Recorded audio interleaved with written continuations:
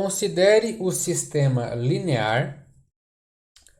Assinale a alternativa que contém a solução aproximada na terceira iteração de método de Gauss-Seidel para a solução do sistema linear acima. Considerando o vetor nulo como solução inicial, utilize 4 casas decimais. Bom, o método de Gauss-Seidel é muito semelhante, né, à forma de pensar do de Jacobi. Na verdade, o critério das linhas também tem que valer para o sistema pelo método de Gauss-Seidel, né? Só que o que modifica é o vetor que nós vamos substituir em cada iteração. Quando chegar nessa substituição, eu mostro para vocês a diferença, tá? Então, primeiro vamos ver se o critério das linhas é satisfeito aqui, né? Então, lembra, os elementos da diagonal principal, na verdade, os coeficientes da diagonal principal precisam ser maiores que a soma dos demais coeficientes em módulo. Então, na primeira linha eu tenho 5, tem que ser maior que 1 mais 1, e de fato é. Na segunda linha, 4, tá? Tem que ser maior que 3 mais 1, que dá 4. Tá? Aqui tem um probleminha, mas a gente não vai trabalhar com outro critério. Tá? Então, a gente vai aceitar aqui que seja no mínimo igual. Tá bom? E na terceira linha, eu tenho que 6 é maior que 6. Também nós temos aí um probleminha.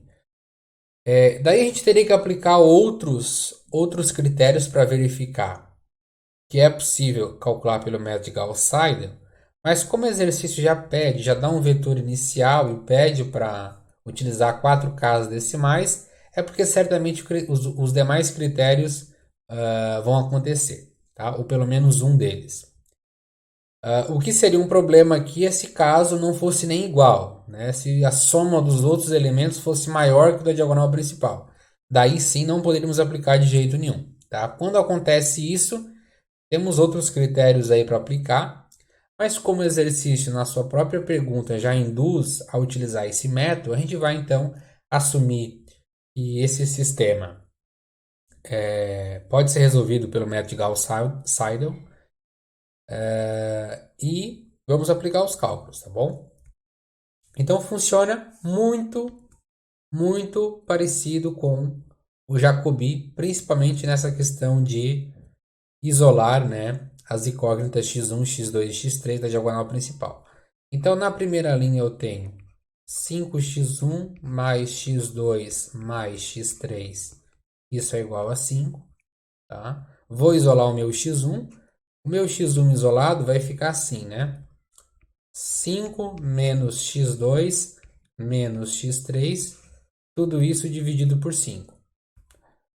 O meu x2, a gente vai pegar a segunda linha, né? Que é 3x1 mais 4x2 mais x3, isso é igual a 6. Isolar o x2 vai ficar como?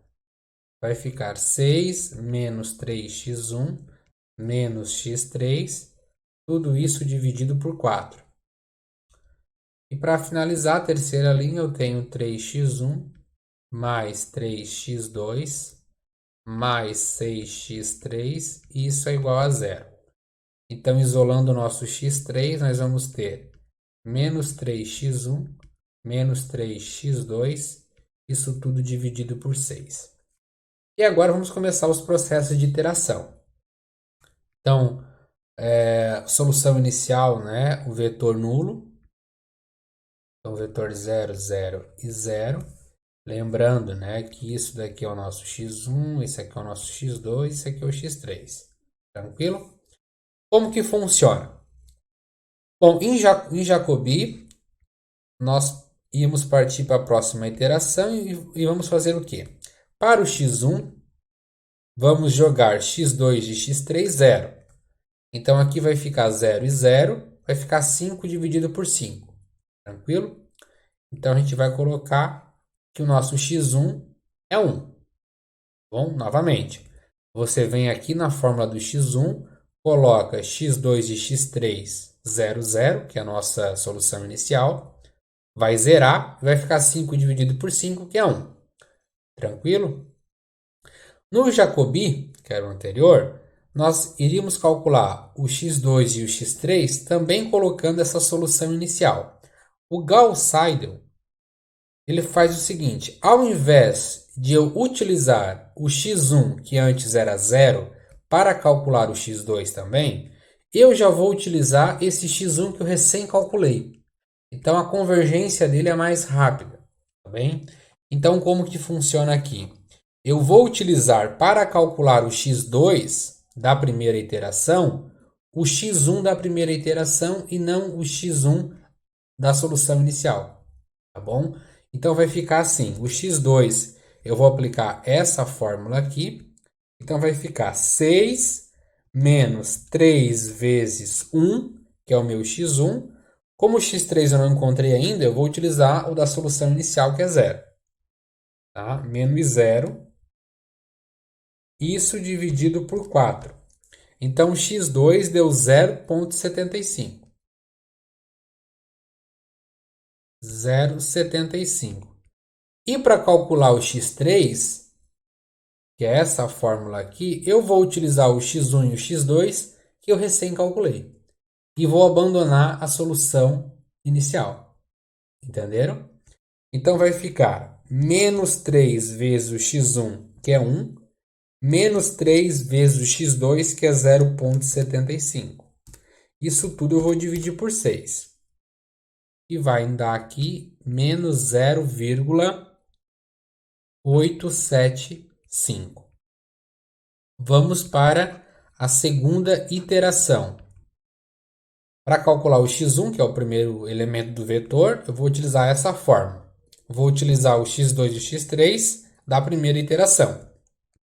Então vai ficar 5 menos o x2, que é 0,75, menos o x3, que é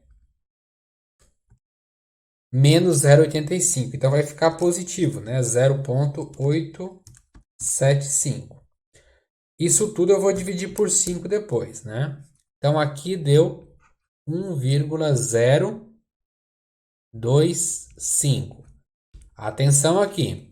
Agora, para o cálculo do x2, eu vou utilizar aqui x1, esse que eu recém calculei. Então, vai ficar 6 menos 3 vezes o x1, que é 1,025, menos o x3, que é 0,85, que vai ficar positivo. Então, mais 0,875. Eu vou dividir isso por 4.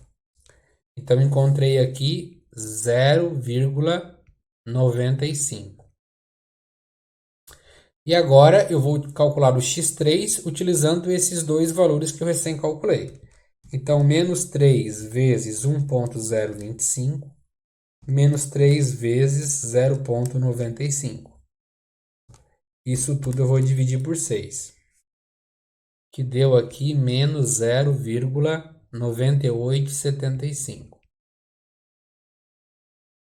Pede mais uma iteração, né? Terceira iteração, então o x3 vai ser, na verdade, terceira iteração, né?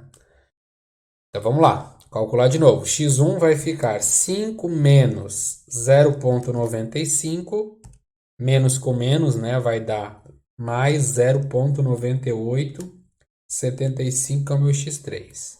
E eu vou dividir isso por 5. Então, cheguei aqui em 1,0075. Vou calcular o x2, lembrando que o meu x1 vai ser esse valor que eu recém calculei. Então, 6 menos 3 vezes 1,0075 mais o x3. Por que eu falo mais, né? Porque o menos desse x3 com menos do valor do x3 vai dar mais. Então, fica 0,9875 dividido por 4. Isso vai dar 0,99125. Então, arredondando para a quarta casa, fica 13. E o último valor vai ficar menos 3 vezes o x1, que é 1,0075, menos 3 vezes o x2, que é 0,9913. E eu vou dividir isso por 6. Então, aqui, deixa eu pegar minha caneta aqui, menos 0,9994. Tranquilo, então aqui está a resposta do exercício, tá? A terceira iteração pelo método de Gauss-Seidel está aqui, é este vetor. x1, 1,0075, x2, 0,9913 e x3, menos 0,9994. E com isso finalizamos o exercício.